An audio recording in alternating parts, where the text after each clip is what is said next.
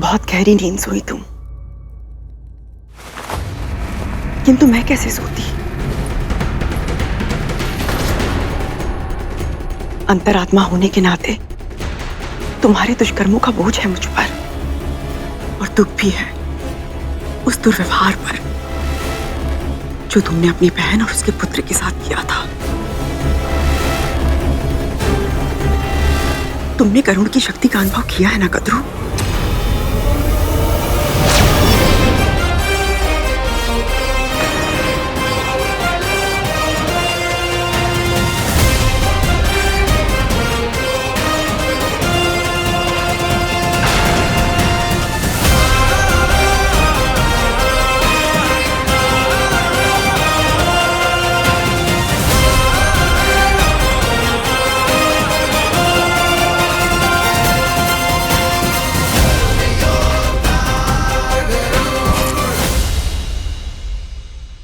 अभी तो उस शक्ति पर उसकी मां का अंकुश है, किंतु यदि तुम्हारे अत्याचारों के कारण वो अंकुश टूट गया तो ऐसा नहीं होगा, ऐसा कभी नहीं होगा। मैं ऐसा होने भी नहीं दूंगी, कभी नहीं, कभी नहीं।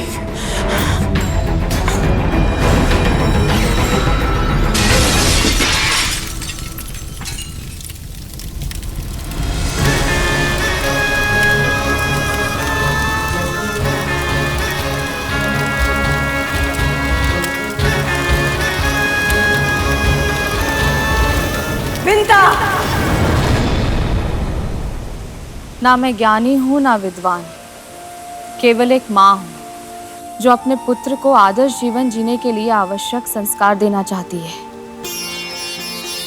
हे समस्त ब्रह्मांड के स्वामी, हे परमपिता विष्णु, इस संकल्प में मेरी सहायता कीजिए।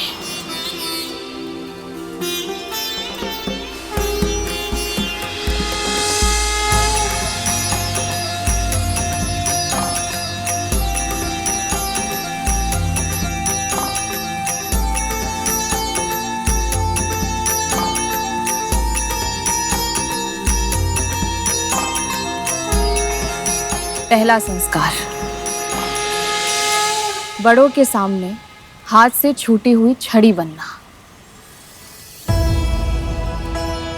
हाथ से छूटी हुई छड़ी?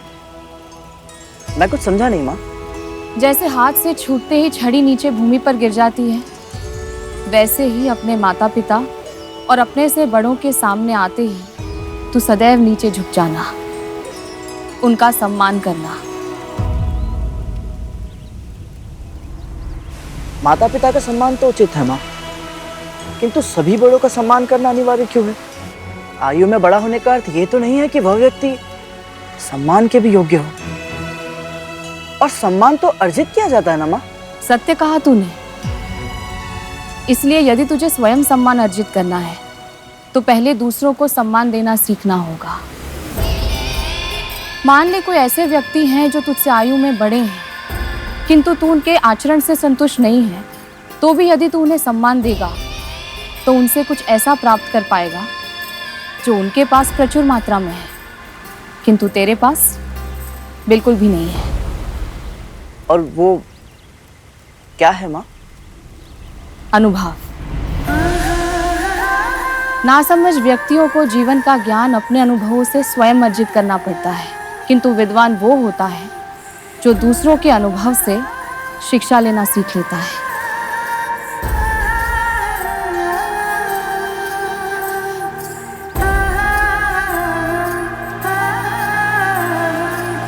तुझे पता है महर्षि व्यास, जिन्होंने वेदों का विभाजन किया है, पुराणों और ब्रह्म सूत्रों की रचना की है, उनसे एक बार उनके एक शिष्य ने वेद, पुराण और ब्रह्म सूत्रों का सार एक पंक्ति में पूछा तो उन्होंने क्या कहा था? उन्होंने कहा था, सभी धर्म ग्रंथों का सार, वो एकमात्र सीख जिसका पालन करने से तुम्हारा कल्याण हो सकता है, वो है मन से, वचन से और कर्म से बिना उचित कारण किसी के भी हृदय को पीड़ा मत पहुंचाना। और यही तेरा दूसरा संस्कार भी है। माँ, वचन और कर्म पर तो फिर भी नियंत्रण रख सकता हूँ, किंतु मन का क्या करूं? इसमें तो भांति भांति के विचार आते रहते हैं। मन को स्थिर करना है तो विचारों को स्थिर करना सीख। जब कभी तुझे क्रोध आए या मन विचलित हो जाए तो अपने गुरु का ध्यान धर। उनकी वाणी, उनकी शिक्षा और उनके दिए हुए संस्कारों के बारे में सोच। ऐसा करने से तेरा आवेग शांत हो जाएगा और फिर मन अपने आप स्थिर हो जाएगा।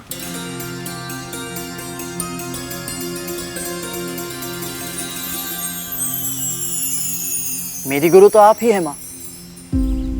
मैं आपका ही ध्यान करूंगा।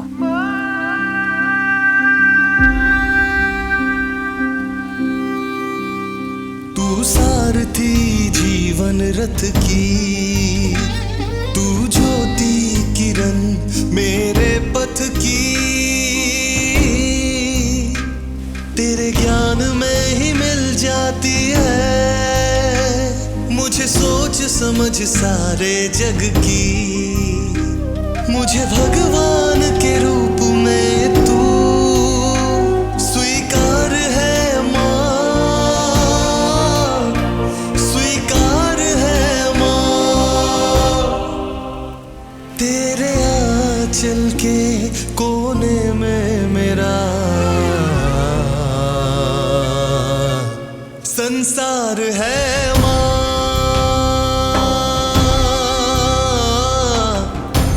संसार है माँ।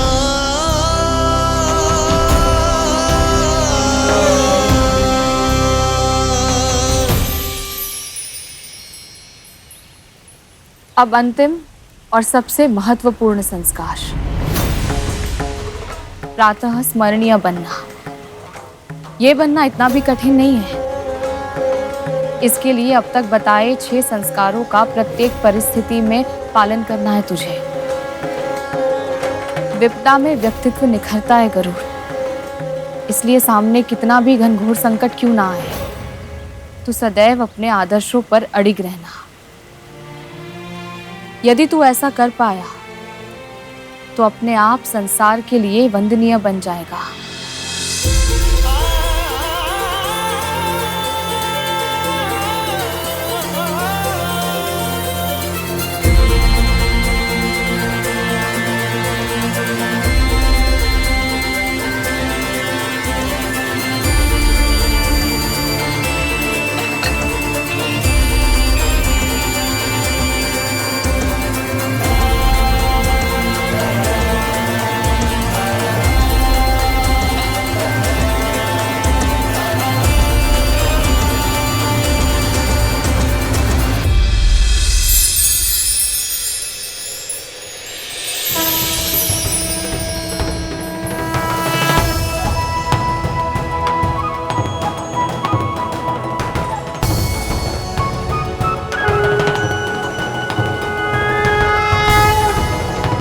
मैं आपको वचन देता हूँ माँ कि मैं अपना जीवन आपके लिए और आपके आदर्शों के लिए समर्पित कर दूंगा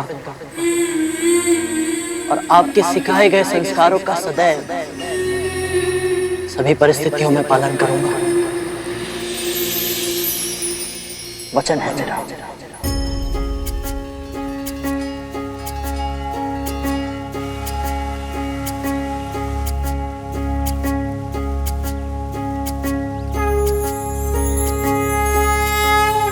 सदैव प्रसन्न रह गरुड़। तुझे अपना वचन पूर्ण करने का सामर्थ्य मिले। श्री विष्णु की कृपा सदैव तुझ पर बनी रहे।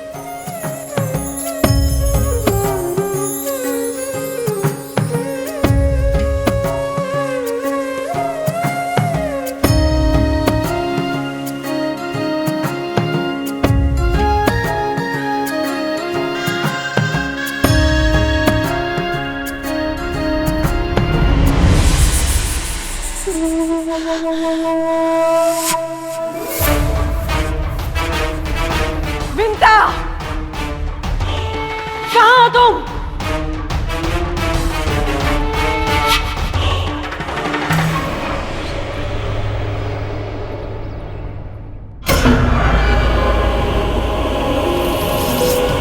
दोनों माँ और पुत्र इस समय कहाँ गए थे? विंता, कब से बुला रही हूँ, शीघ्र आओ दासी।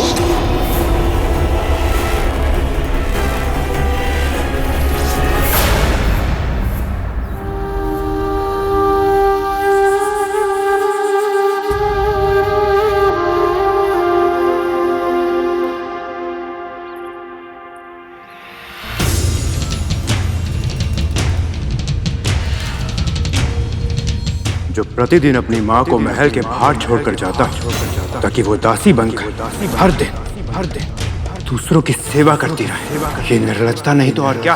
ये निर्लजता नहीं तो और क्या? दासी बनना मेरी नियति में है, तेरी नहीं। तू कभी किसी का दास नहीं बनेगा। एक दिन के लिए भी नहीं, एक क्षण के लिए भी नहीं, कभी नहीं। यदि तू इसे अपने नियंत्रण में नहीं रख सकती तो बता दे, मैं लोहे की साकलों में बंधवाकर इसे अंधकूप में भिगवा दूंगी। तू तो बस दासी है, तेरा पुत्र बंदी होगा मेरा जीवन भर के लिए।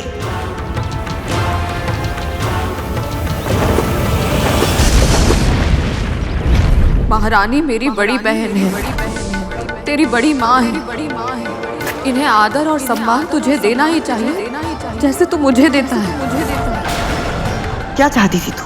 एक बुद्धिमान, आज्ञाकारी पुत्र। तेरे विष्णु भगवान ने तो तेरी इतनी सी प्रार्थना भी नहीं सुनी। तेरे विष्णु भगवान ने तो तेरी इतनी सी प्रार्थना भी नहीं सुनी।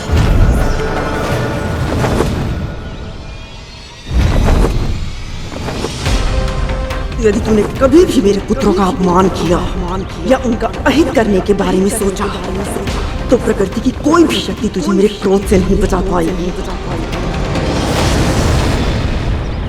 तेरी माँ मेरी दासी है गरुड़, तेरी माँ मेरी दासी है गरुड़, और तू एक दासी, तू एक दासी, तू एक दासी, तू एक दासी।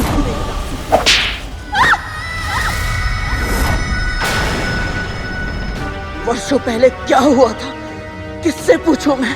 कैसे पता चलेगा मुझे इसका? इस समस्त पृथ्वी पर, आकाश में, व्योम में, पाताल में क्या कोई है जो मेरी सहायता कर सकता है? कोई है?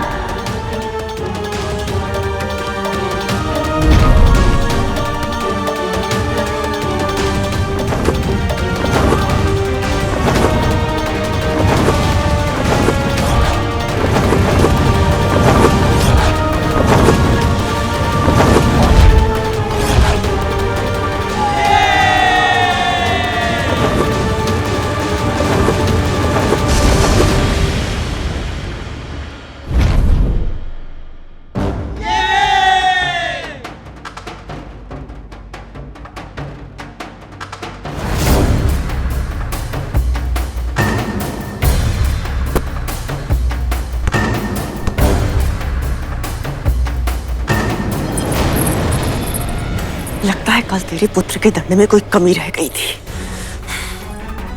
मुझे क्यों अवसर देती है तू? कोई भी कार्य समय पर पूरा क्यों नहीं होता है? जानती है ना, यदि मेरे पुत्र भूखे होते तो। भोजन करवा दिया है महारानी, महल की झाड़ पोंछ और अन्य सभी कार्य भी कर लिए हैं। आज आपकी नींद देर से खुली, इसलिए तो जब मन करेगा आएगी, जब मन करेगा जाएगी। और मुझे प्रत्युत्तर देने का दुस्साहस कैसे किया तुमने? क्षमा कीजिए महारानी, भूल हो गई। भूल मत। ये निवास का स्थान, भोजन, वस्त्र, यहाँ तक कि तेरा समय भी तेरा नहीं, मेरा है, मेरा। मेरी अनुमति के बिना ना तो तू कुछ करेगी, ना कहीं आएगी और ना जाएगी। ध्यान रहे। जी महारानी।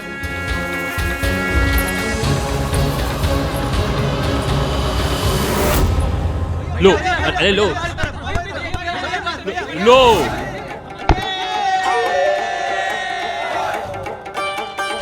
भैया, ये लो। ले भैया हमारी तरफ, हमारी तरफ। अरे ले ना ले।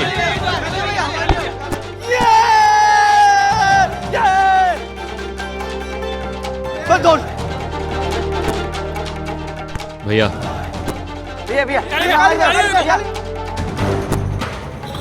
लो, लो, अरे लो भैया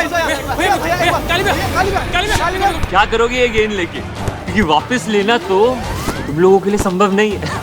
अरे कालिया भैया, एक बार दो तो सही। हाँ, हम एक बार कालिया भैया, केवल एक बार। लो लो लो, मुझे कालिया भैया।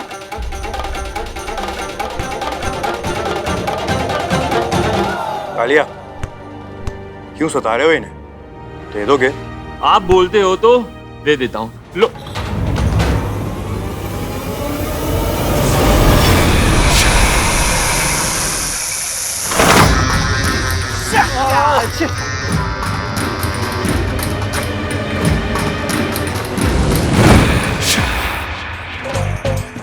इस खेल में तुम सब मिलके भी हम दोनों को नहीं हरा सकते। ये खेल हम तब से खेल रहे हैं जब तुम लोग सब डिम में थे। क्योंकि हमें वो सारे भेद पता हैं जिन्हें सीखने में तुम्हें वर्षों लग जाएंगे। अभिमान में ही सही, किंतु कालिया भैया ने सत्य कहा। तक्षक भैया, कालिया भैया और ये सभी मुझसे आयु में बड़े हैं। हो सकता है कि इन्हें ज्ञात हो मेरी माँ बड़ी माँ की दासी कैसे बनी, किंतु ये इतनी सरलता से मुझे कुछ नहीं बताएंगे। मुझे चतुराई से इनसे पूछना होगा, किंतु कैसे?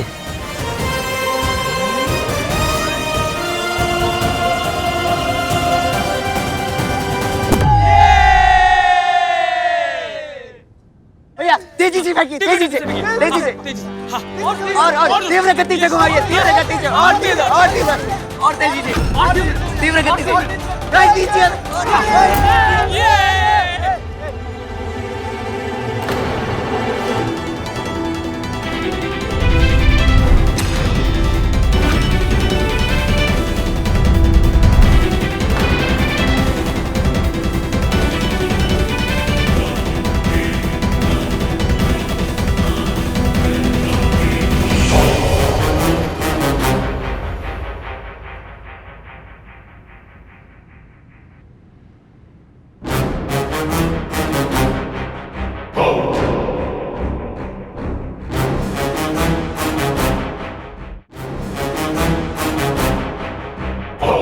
मूर्ख, ये क्या किया तूने?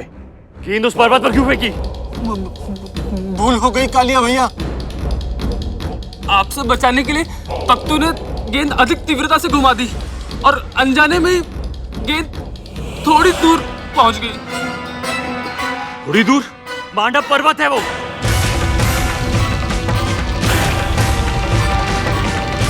लंबी, नुकीली, दुधारी तलवार से भी अधिक तीव्र धार वाली मणियों का एक ऐसा जाल है वहां, जहां चढ़ के जाने की कल्पना करना भी असंभव है। अब कैसे खेलेंगे हम? अशिशुनंदी, तू जा, गेंद लेके आना। बड़ा साहसी बन रहा है, तू चला जा। भूल गए तुम दोनों, उस ओर देखने से भी माँ ने मना किया था। तख्तू भैया, धूमल भैया, तक्षक भैया, कालिया भैया, आप दोनों तो हम सबसे बड़े हैं ना, और हम सबसे अधिक शक्तिशाली भी तो है। हाँ, और हम सबसे अधिक वीर भी तो हैं। अब तो आप ही जाइए और गेंद लाकर दिखाइए। हम दोनों? हाँ। एक साधारण सी गेंद लेने मैं जाऊं, ऐसी व्यर्थ की चुनौती हम स्वीकार नहीं करते। यही अवसर है।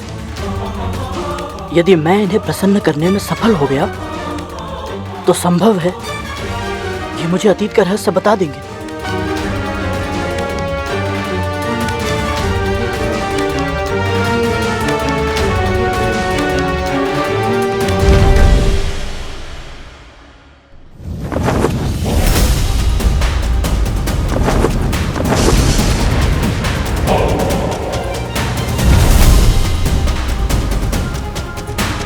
चिंता मत कीजिए आप सब, मैं हूं ना, मैं लाऊंगा आपकी गेंद।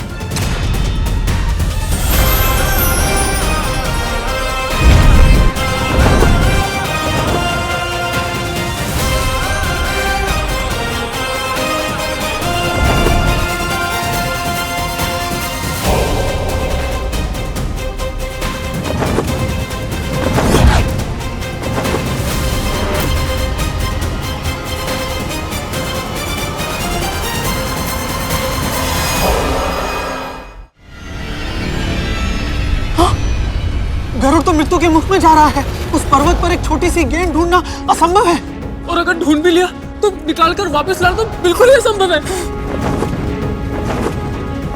इतने नुकीले पत्थर है वहां, यदि स्पर्श भी हो गया तो उसका पंख तन से कट जाएगा।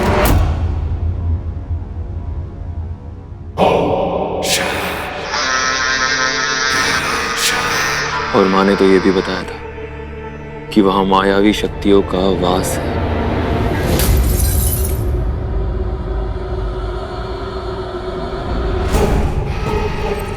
रक्त पिपासु है वो शक्तियां।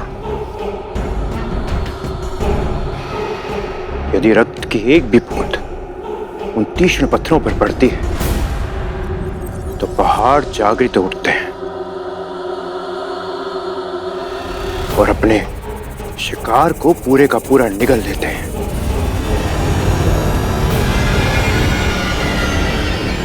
तो फिर गरुड़ के साथ भी ऐसा ही कुछ होगा। आनंद ही आनंद आ जाएगा।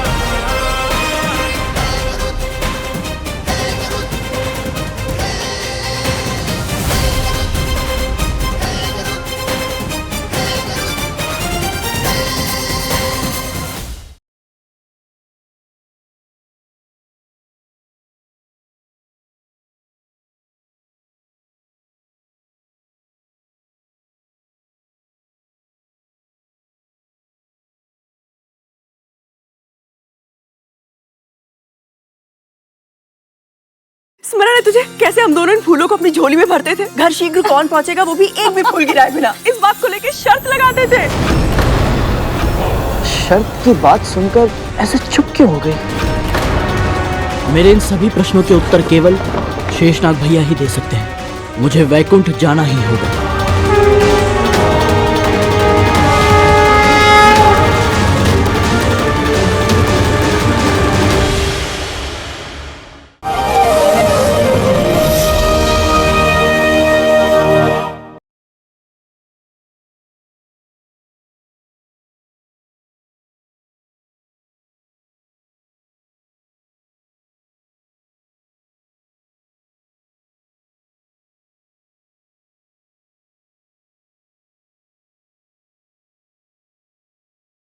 स्मरण है तुझे कैसे हम दोनों इन फूलों को अपनी झोली में भरते थे? घर शीघ्र कौन पहुंचेगा वो भी एक भी फूल गिराए बिना, इस बात को लेकर शर्त लगाते थे।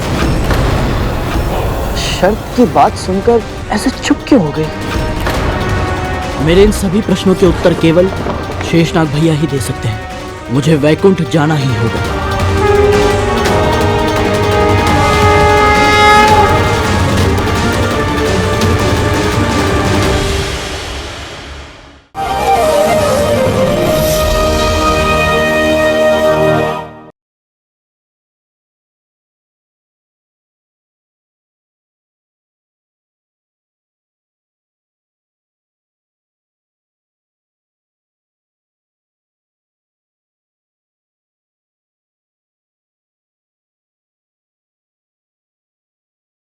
जो मेरी माँ का अपमान करेगा मैं उसका सम्मान कभी नहीं कर सकता।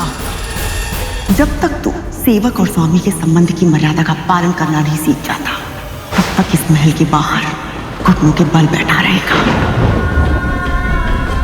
तेरी माँ मेरी दासी है गरुड़, और तू एक दासी पुत्र।